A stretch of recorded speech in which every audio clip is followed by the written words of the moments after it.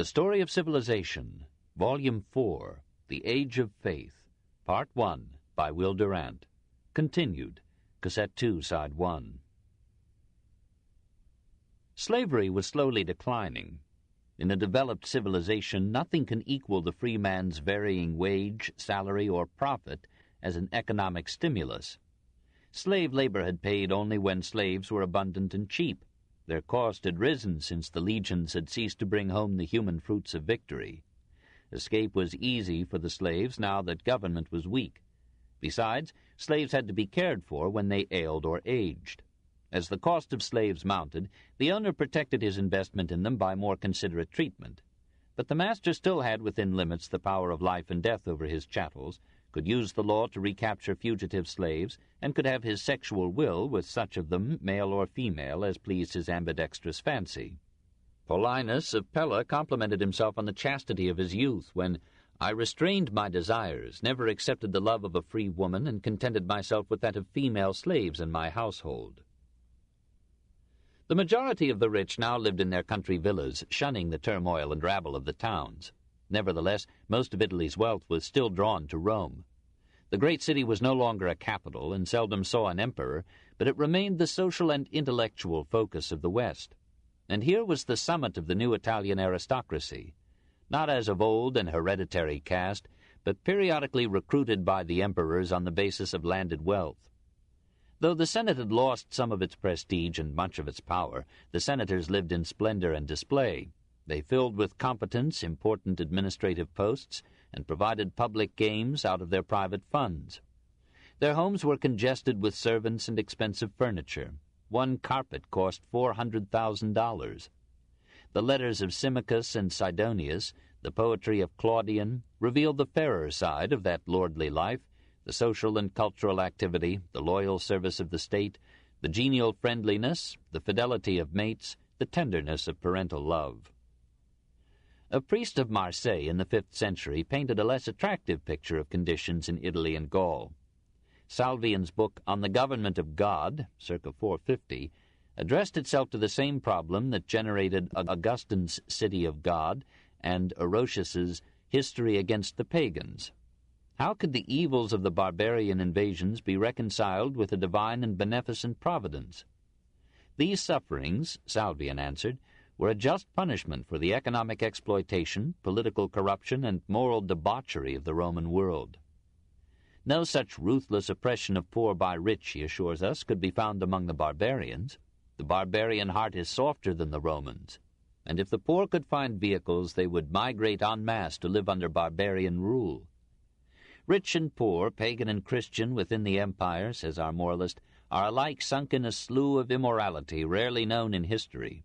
Adultery and drunkenness are fashionable vices, virtue and temperance are the butts of 1,000 jokes, the name of Christ has become a profane expletive among those who call him God. Contrast with all this, says our second Tacitus, the health and vigor and bravery of the Germans, the simple piety of their Christianity, their lenient treatment of conquered Romans, their mutual loyalty, premarital continence, and marital fidelity.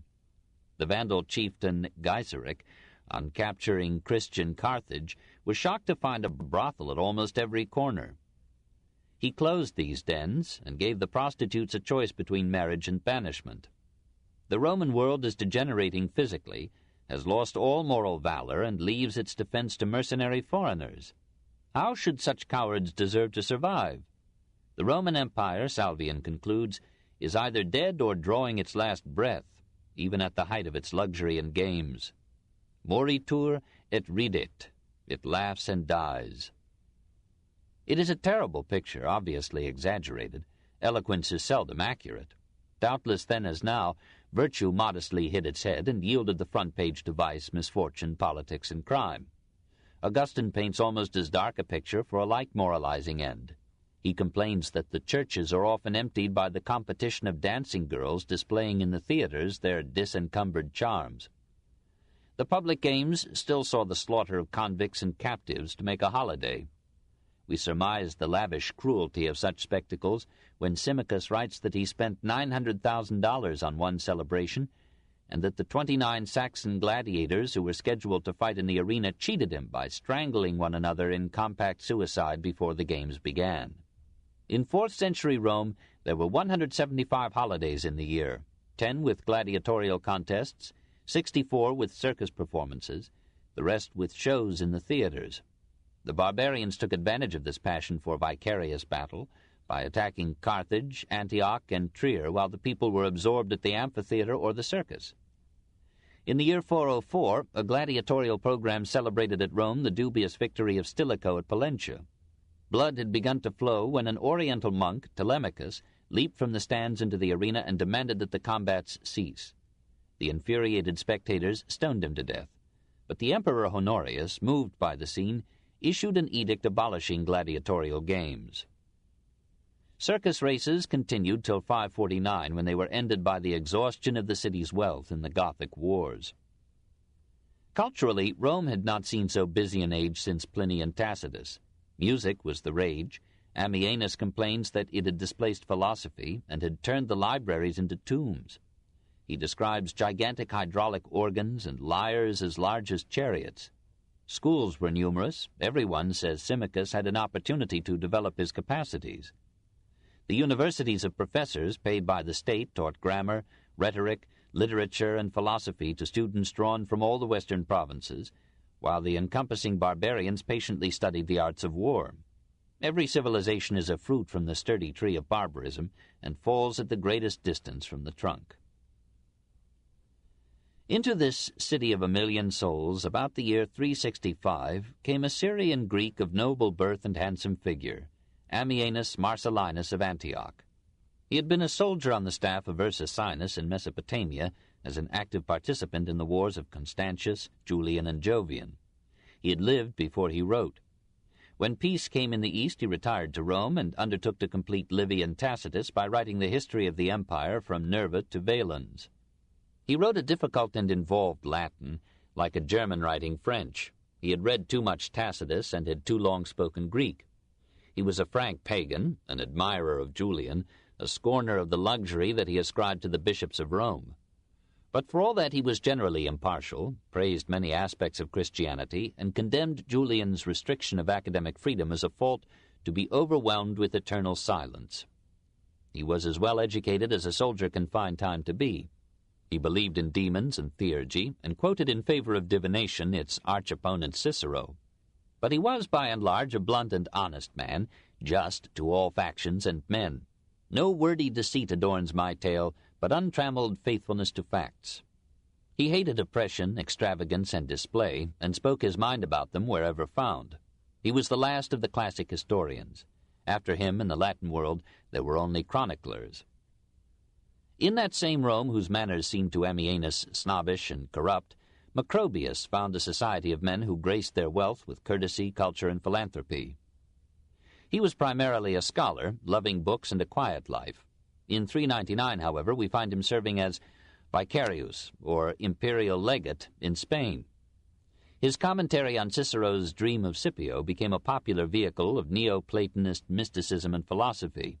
His chef-d'oeuvre, quoted by almost every historian these last 1,500 years, was the Saturnalia, or Feast of Saturn, a curiosities of literature in which the author gathered the heterogeneous harvest of his studious days and bookish nights. He improved upon Aulus Gellius while poaching upon him by putting his material into the form of an imaginary dialogue among real men, Praetextatus, Symmachus, Flavian, Servius, and others, gathered to celebrate the 3-day feast of the Saturnalia with good wine, good food, and learned conversation. Dicerius, a physician, is asked some medical questions. Is a simple better than a varied diet? Why do women rarely and old men so regularly get drunk? Is the nature of women colder or hotter than that of men? There is a discourse on the calendar, a long analysis of Virgil's vocabulary, grammar, style, philosophy, and plagiarisms, a collection of bon mots from all ages, a treatise on rich banquets and rare foods. In the evenings, lighter questions amuse these pundits. Why do we blush with shame and pale with fear? Why does baldness begin at the top of the head? Which came first, the chicken or the egg? Ovumne prius fuerit an gallina. Here and there in the medley are some noble passages, as when the senator Praetextatus speaks of slavery. I shall value men not by their status, but by their manners and their morals. These come from our character, that from chance. You must seek for your friends, Evangelist, not only in the forum or the senate, but in your own house. Treat your slave with gentleness and goodness. Admit him to your conversation, occasionally even into your intimate counsel.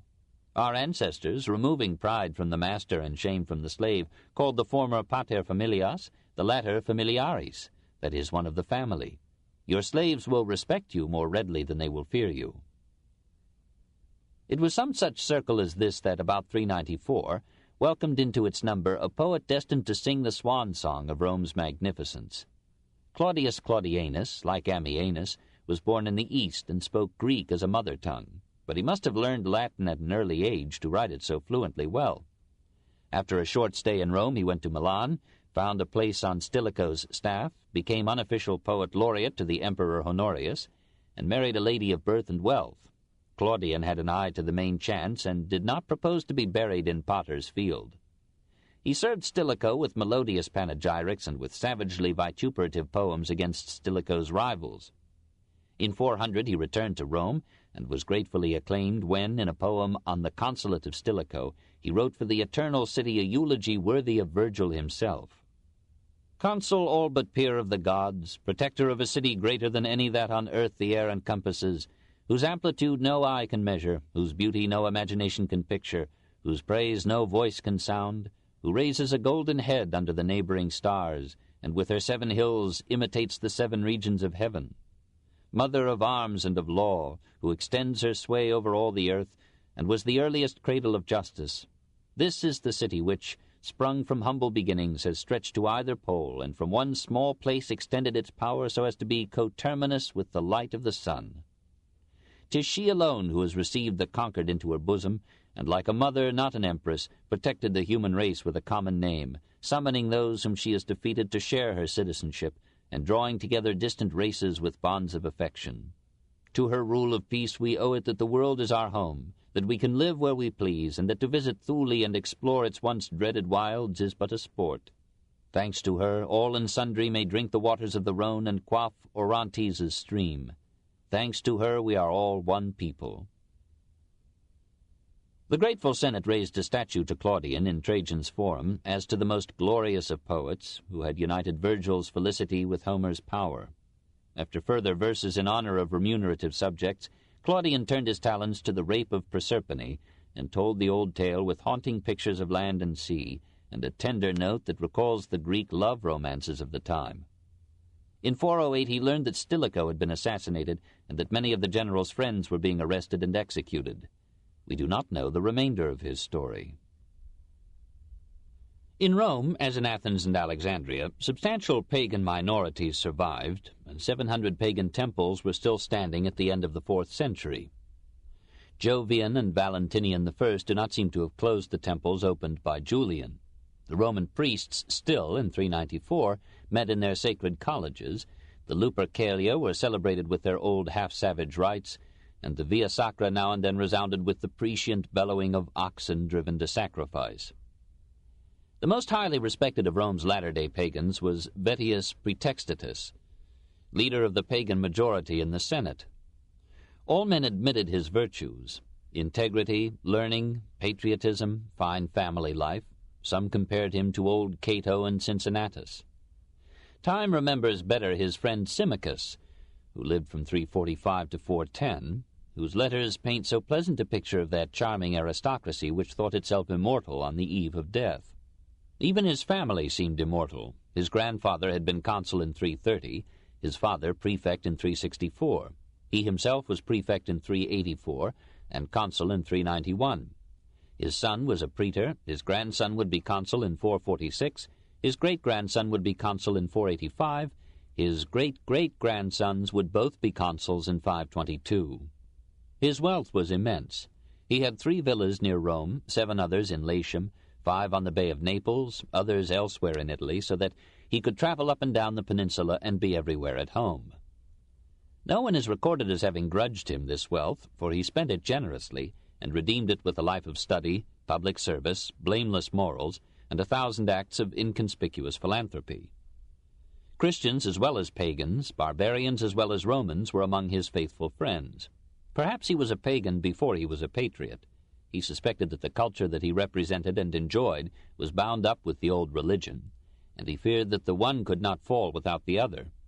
Through fidelity to the ancient rites, the citizen would feel himself a link in a chain of marvelous continuity, from Romulus to Valentinian, and would learn to love a city and a civilization so bravely built through 1,000 years. Not without reason, his fellow citizens chose Quintus Aurelius Symmachus as their representative in their last dramatic struggle for their gods. In 380, the Emperor Gratian, won to a passionate orthodoxy by the eloquent Ambrose, proclaimed the Nicene Creed as compulsory on all the peoples subject to the governments of our clemency, and denounced as mad and insane the followers of other faiths.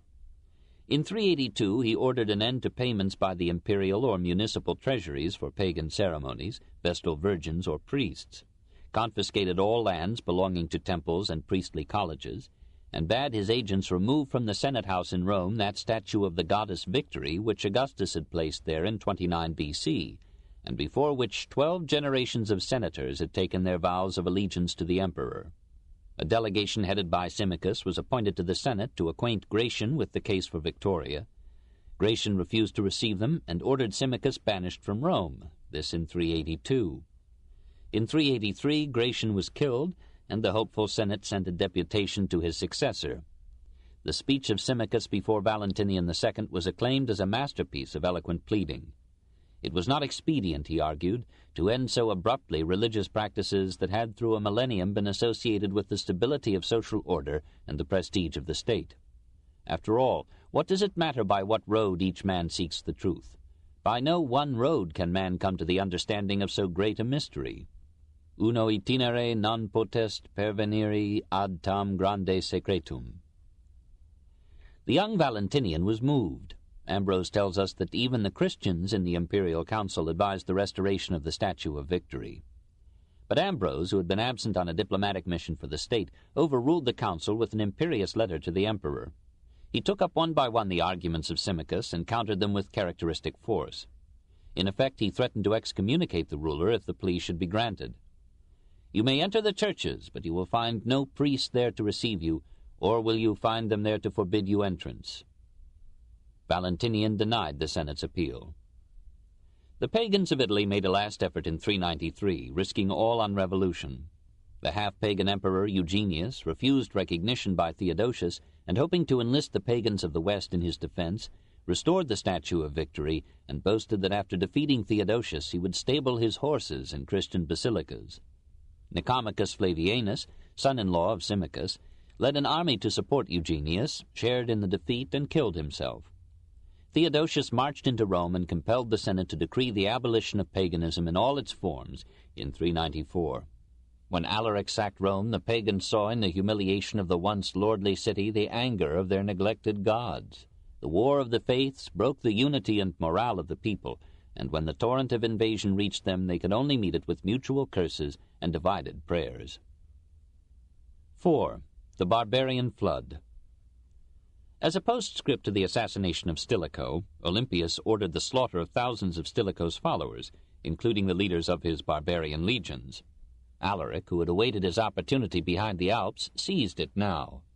He complained that the 4,000 pounds of gold that the Romans had promised him had not been paid. In return for this payment, he pledged the noblest Gothic youth as hostages for his future loyalty. When Honorius refused, he marched over the Alps, pillaged Aquileia and Cremona, won to his side 30,000 mercenaries resentful of the slaughter of their leaders, and swept down the Flaminian Way to the very walls of Rome in 408. No one resisted him except a solitary monk who denounced him as a robber. Alaric bemused him by declaring that God himself had commanded the invasion. The frightened Senate, as in Hannibal's day, was stampeded into barbarism. It suspected Stilicho's widow as an accomplice of Alaric and put her to death. Alaric responded by cutting off every avenue by which food could enter the capital. Soon the populace began to starve. Men killed men and women their children to eat them. A delegation was sent to Alaric asking terms. They warned him that 1,000,000 Romans were ready to resist. He laughed and answered, "The thicker the hay, the more easily it is mowed." Relenting, he consented to withdraw on receiving all the gold and silver and valuable movable property in the city. "What will then be left to us?" the envoys asked. "Your lives," was the scornful reply. Rome chose further resistance, but starvation compelled a new offer of surrender. Alaric accepted 5,000 pounds of gold, 30,000 pounds of silver, 4,000 silk tunics, 3,000 skins, 3,000 pounds of pepper. Meanwhile, an incalculable number of barbarian slaves, escaping from their Roman masters, entered the service of Alaric. As if in compensation, a Gothic leader, Sarus, deserted Alaric for Honorius, took with him a considerable force of Goths, and attacked the main barbarian army. Alaric, holding this to be a violation of the truce that had been signed, again besieged Rome. A slave opened the gates, the Goths poured in, and for the first time in 800 years the great city was taken by an enemy, this in 410. For 3 days Rome was subjected to a discriminate pillage that left the churches of St. Peter and St. Paul untouched, and spared the refugees who sought sanctuary in them. But the Huns and slaves in the army of 40,000 men could not be controlled. Hundreds of rich men were slaughtered, their women were raped and killed. It was found almost impossible to bury all the corpses that littered the streets. Thousands of prisoners were taken, among them Honorius's half-sister Galla Placidia. Gold and silver were seized wherever found, works of art were melted down for the precious metals they contained, and many masterpieces of sculpture and pottery were joyously destroyed by former slaves who could not forgive the poverty and toil that had generated this beauty and wealth. Alaric restored discipline and led his troops southward to conquer Sicily, but in that same year he was stricken with fever and died at Cosenza.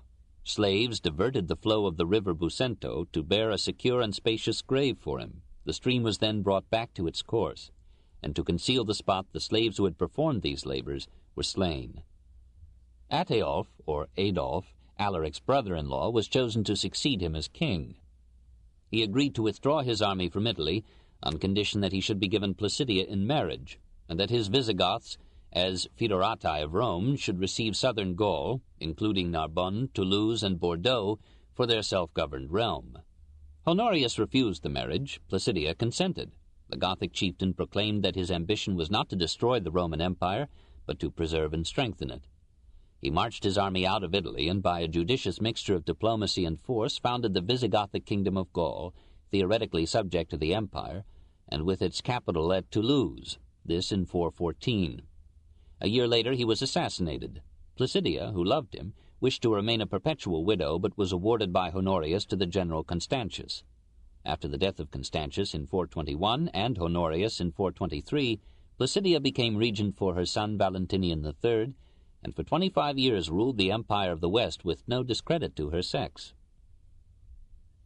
Even in Tacitus's days, the Vandals were a numerous and powerful nation, possessing the central and eastern portions of modern Prussia. By the time of Constantine they had moved southward into Hungary, their armies having suffered an overwhelming defeat at the hands of the Visigoths. The remaining Vandals asked permission to cross the Danube and enter the empire. Constantine consented, and for 70 years they increased and multiplied in Pannonia. The successes of Alaric stirred their imagination. The withdrawal of legions from beyond the Alps to defend Italy left the rich West invitingly open, and in 406 great masses of Vandals, Alani, and Suevi poured over the Rhine and ravaged Gaul. They plundered Mainz and massacred many of the inhabitants. They moved north into Belgica and sacked and burned the imperial city of Trier. They bridged the Meuse and the Aisne and pillaged Reims, Amiens, Arras, and Tournai, almost reaching the English Channel. Turning south, they crossed the Seine and the Loire into Aquitaine and wreaked their Vandal fury upon almost all its cities except Toulouse, which was heroically defended by its bishop, Exuperius. They paused at the Pyrenees, then turned east and pillaged Narbonne. Gaul had seldom known so thorough a devastation. In 409 they entered Spain, 100,000 strong. There, as in Gaul and in the east, Roman rule had brought oppressive taxation and orderly administration, wealth concentrated in immense estates, a populace of slaves and serfs and impoverished freemen. And yet by the mere grace of stability and law, Spain was now among the most prosperous of Roman provinces, and Merida, Cartagena, Cordova, Seville, and Tarragona were among the richest and most cultured cities of the empire. Into this apparently secure peninsula the Vandals, Suevi, and Alani descended. For 2 years they plundered Spain from the Pyrenees to the Strait and extended their conquest even to the African coast. Honorius, unable to defend Roman soil with Roman arms, bribed the Visigoths of southwestern Gaul to recapture Spain for the empire. Their able king Wallia accomplished the task in well-planned campaigns in 420. The Suevi retreated into northwest Spain, the Vandals southward into the Andalusia that still bears their name, and Wallia shamed the faithless of Roman diplomats by restoring Spain to the imperial power. Still hungry for conquest and bread, the Vandals crossed over into Africa in 429. If we may believe Procopius and Jordanes, they came by the invitation of the Roman governor of Africa, Boniface, who wished their aid against his rival Aetius, successor to Stilicho. The story is of uncertain authority. In any case, the Vandal king was quite capable of originating the plan. Gaiseric was the proud bastard son of a slave, lame but strong, ascetic in regimen, undaunted in conflict, furious in anger, cruel in enmity, but with an unbeaten genius for both negotiation and war. Arrived in Africa, his 80,000 Vandal and Alani warriors, women and children, were joined by the savage Moors, long resentful of Roman domination, and the Donatist heretics who had been persecuted by the Orthodox Christians and now welcomed a new rule. Out of a population of some 8 million souls in Roman North Africa, Boniface could muster only a negligible number to help his small regular army. Overwhelmingly defeated by Gaiseric's horde, he retreated to Hippo, where the aged St. Augustine aroused the population to heroic resistance. For 14 months the city stood siege, from 430 to 431. Gaiseric then withdrew to meet another Roman force, and so overwhelmed it that Valentinian's ambassador signed a truce recognizing the Vandal conquest in Africa. Gaiseric observed the truce until the Romans were off their guard. Then he pounced upon rich Carthage and took it without a blow in 439. The nobles and the Catholic clergy were dispossessed of their property and were banished or enserfed. Lay and ecclesiastical property was seized wherever found, and torture was not spared to discover its hiding place. Gaiseric was still young. Though a capable administrator who reorganized Africa into a lucrative state, he was happiest when engaged in war. Building a great fleet, he ravaged with it the coasts of Spain, Italy, and Greece. No one could tell where his cavalry-laden ships would land next. Never in Roman history had such unhindered piracy prevailed in the western Mediterranean. At last the emperor, as the price of the African corn on which Ravenna as well as Rome lived, made peace with the barbarian king and even pledged him an imperial daughter in marriage. Rome, soon to be destroyed, continued to laugh and play. 3/4 of a century had passed since the Huns had precipitated the barbarian invasions by crossing the Volga. Their further movement westward had been a slow migration, less like the conquest of Alaric and Gaiseric than like the spread of colonists across the American continent. Gradually they had settled down in and near Hungary and had brought under their rule many of the German tribes. About the year 433, the Hun king Rua died and left his throne to his nephews, Bleda and Attila. Bleda was slain, some said by Attila, about 444, and Attila, that is in Gothic, Little Father, ruled divers tribes north of the Danube from the Don to the Rhine. The Gothic historian Jordanes describes him, we do not know how accurately. He was a man born into the world to shake the nations, the scourge of all lands, who in some way terrified all mankind by the rumors noised abroad concerning him.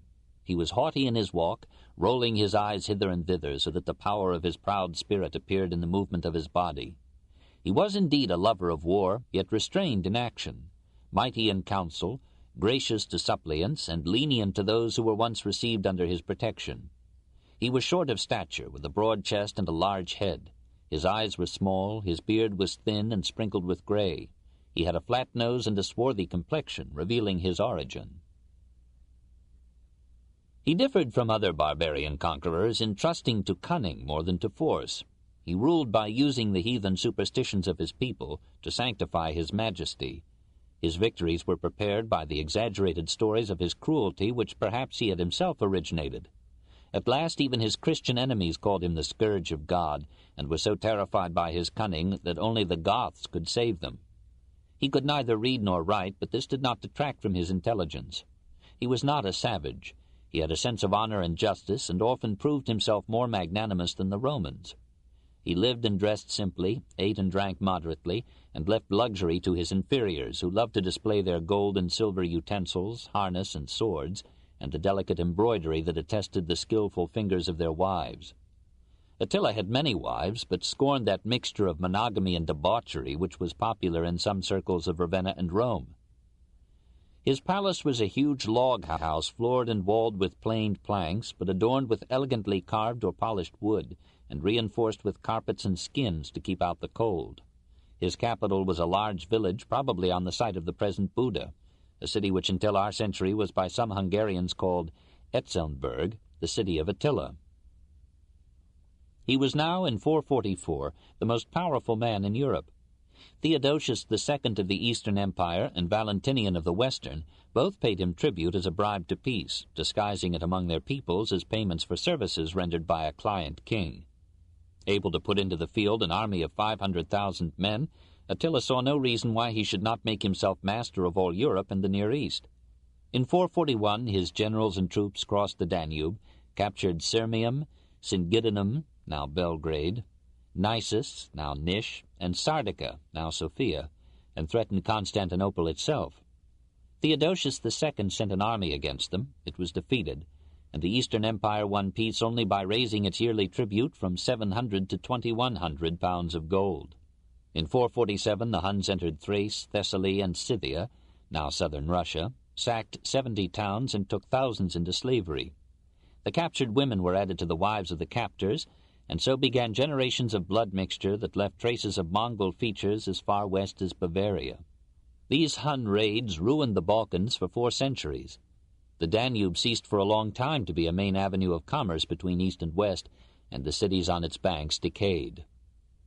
Having bled the east to his heart's content, Attila turned to the west and found an unusual excuse for war. Honoria, sister of Valentinian III, having been seduced by one of her chamberlains, had been banished to Constantinople. Snatching at any plan for escape, she sent her ring to Attila with an appeal for aid. The subtle king, who had his own brand of humor, chose to interpret the ring as a proposal of marriage. He forthwith laid claim to Honoria and to half the Western Empire as her dowry. Valentinian's ministers protested, and Attila declared war. His real reason was that Marcian, the new emperor of the East, had refused to continue payment of tribute, and Valentinian had followed his example. In 451 Attila and 500,000 men marched to the Rhine, sacked and burned Trier and Metz, and massacred their inhabitants. All Gaul was terrified. Here was no civilized warrior like Caesar, no Christian, however Aryan, invader like Alaric and Gaiseric. This was the awful and hideous Hun, the flagellum Dei, come to punish Christian and pagan alike for the enormous distance between their professions and their lives. In this crisis, Theodoric I, aged king of the Visigoths, came to the rescue of the empire. He joined the Romans under Aetius, and the enormous armies met on the Catalonian fields near Troyes in one of the bloodiest battles of history. 162,000 men are said to have died there, including the heroic Gothic king. The victory of the West was indecisive. Attila retreated in good order, and the victors were too exhausted or too divided in policy to pursue him. In the following year, he invaded Italy. The first city to fall in his path was Aquileia. The Huns destroyed it so completely that it never rose again. Verona and Vicenza were more leniently treated. Pavia and Milan bought off the conqueror by surrendering their movable wealth. The road to Rome was now open to Attila. Aetius had too small an army to offer substantial resistance. But Attila tarried at the Po. Valentinian III fled to Rome, and then sent to the Hun king a delegation composed of Pope Leo I and 2 senators. No one knows what happened at the ensuing conference. Leo was an imposing figure, and received most credit for the bloodless victory. History only records that Attila now retreated. Plague had broken out in his army, food was running short, and Marcian was sending reinforcements from the east. This in 452.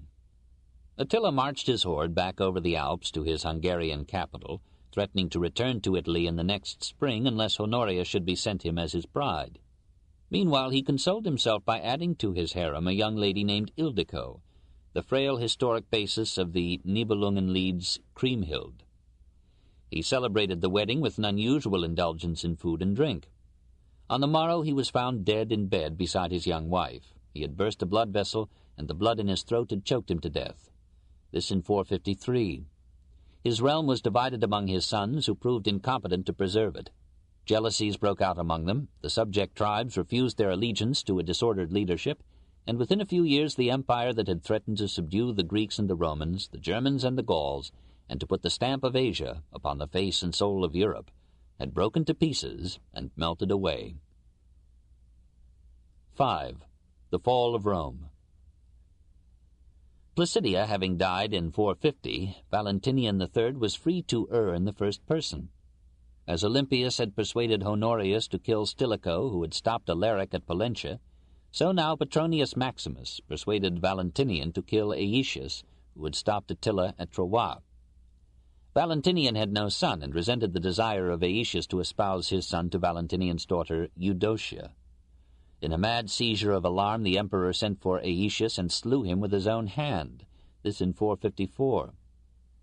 "Sire," said a member of his court, "you have cut off your right hand with your left."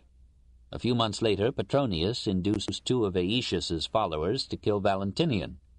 No one bothered to punish the assassins. Murder had long since become the accepted substitute for election. Petronius elected himself to the throne, compelled Eudoxia, Valentinian's widow, to marry him, and forced Eudocia to take as her husband his son Palladius.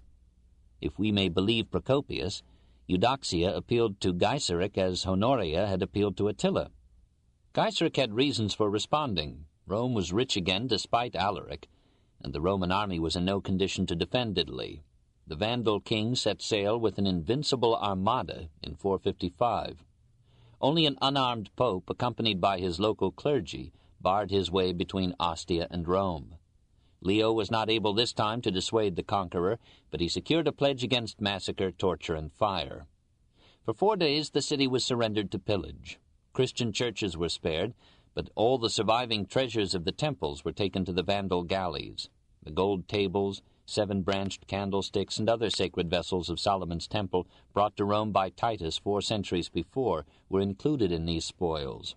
All precious metals, ornaments, and furniture in the imperial palace were removed, and whatever remained of value in the homes of the rich. Thousands of captives were enslaved.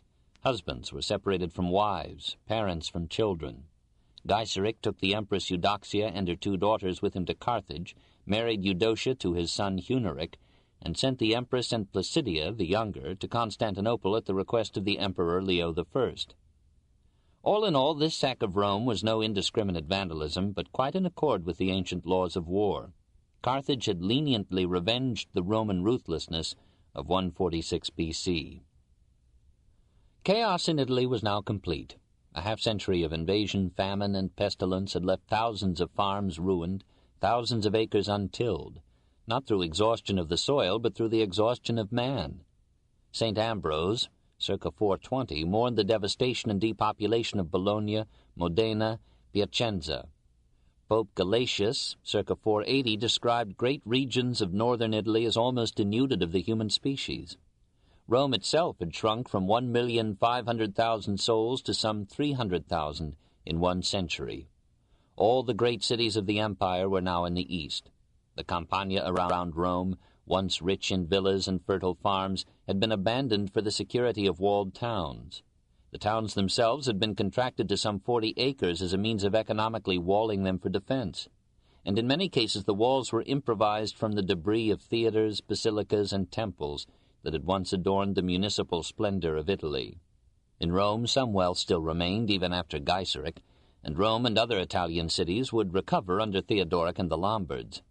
But in 470 a general impoverishment of fields and cities, of senators and proletarians, depressed the spirits of a once great race to an Epicurean cynicism that doubted all gods but Priapus, a timid childlessness that shunned the responsibilities of life, and an angry cowardice that denounced every surrender and shirked every martial task. Through all this economic and biological decline ran political decay, aristocrats who could administer but could not rule, businessmen too absorbed in personal gain to save the peninsula, generals who won by bribery more than they could win by arms, and a bureaucracy ruinously expensive and irremediably corrupt. The majestic tree had rotted in its trunk and was ripe for a fall. The final years were a kaleidoscope of imperial mediocrities. The Goths of Gaul proclaimed one of their generals, Avitus, emperor in 455. The Senate refused to confirm him, and he was transformed into a bishop. Majorian, 456-61, labored bravely to restore order, but was deposed by his patricius, or prime minister, the Visigoth Ricimer. Severus, 461-465, was an inefficient tool of Ricimer. Anthemius, 467-472, was a half-pagan philosopher, unacceptable to the Christian West. Ricimer besieged and captured him and had him killed. Olybrius, by grace of Ricimer, ruled for 2 months in 472 and surprised himself by dying a natural death. Glycerius, 473, was soon deposed, and for 2 years Rome was ruled by Julius Nepos. At this juncture, a new conglomeration of barbarians swept down into Italy. Heruli, Syri, Rugii, and other tribes that had once acknowledged the rule of Attila. At the same time, a Pannonian general, Orestes, deposed Nepos and established his son Romulus, nicknamed Augustulus, on the throne in 475. The new invaders demanded from Orestes a third of Italy. When he refused, they slew him and replaced Romulus with their general Odoacer in 476. This son of Attila's minister Edison was not without ability. He convened the cowed Senate, and through it he offered to Zeno, the new emperor of the East, sovereignty over all the empire, provided that Odoacer might, as his patricius, govern Italy. Zeno consented, and the line of Western emperors came to an end. No one appears to have seen in this event the fall of Rome. On the contrary, it seemed to be a blessed unification of the empire, as formerly under Constantine. The Roman Senate saw the matter so and raised a statue to Zeno in Rome. The Germanization of the Italian army, government, and peasantry, and the natural multiplication of the Germans in Italy had proceeded so long that the political consequences seemed to be negligible shifts on the surface of the national scene. Actually, however, Odoacer ruled Italy as a king, with small regard for Zeno. In effect, the Germans had conquered Italy as Gaiseric had conquered Africa, as the Visigoths had conquered Spain, as the Angles and Saxons were conquering Britain, as the Franks were conquering Gaul. In the West, the great empire was no more. The results of the barbarian conquest were endless. Economically, it meant re-ruralization. The barbarians lived by tillage, herding, hunting, and war, and had not yet learned the commercial complexities on which cities thrived. With their victory, the municipal character of Western civilization ceased for 7 centuries. Ethnically, the migrations brought a new mingling of racial elements, a substantial infusion of Germanic blood into Italy, Gaul, and Spain, and of Asiatic blood into Russia, the Balkans, and Hungary. The mixture did not mystically reinvigorate the Italian or Gallic population. What happened was the elimination of weak individuals and strains through war and other forms of competition. The compulsion laid upon everyone to develop strength, stamina, and courage, and the masculine qualities that long security had suppressed. The renewal by poverty of healthier and simpler habits of life than those which the doles and luxuries of the cities had bred. Politically, the conquest replaced a higher with a lower form of monarchy. It augmented the authority of persons and reduced the power and protection of laws. Individualism and violence increased. Historically, the conquest destroyed the outward form of what had already inwardly decayed. It cleared away with regrettable brutality and thoroughness a system of life which, with all its gifts of order, culture, and law, had worn itself into senile debility and had lost the powers of regeneration and growth. A new beginning was now possible. The empire in the West faded, but the states of modern Europe were born. 1,000 years before Christ, northern invaders had entered Italy, subdued and mingled with its inhabitants, borrowed civilization from them, and with them, through 8 centuries, had built a new civilization. 400 years after Christ, the process was repeated. The wheel of history came full turn. The beginning and the end were the same, but the end was always a beginning. This book is continued at this point on the other side of this cassette. Please reverse or turn the cassette over now.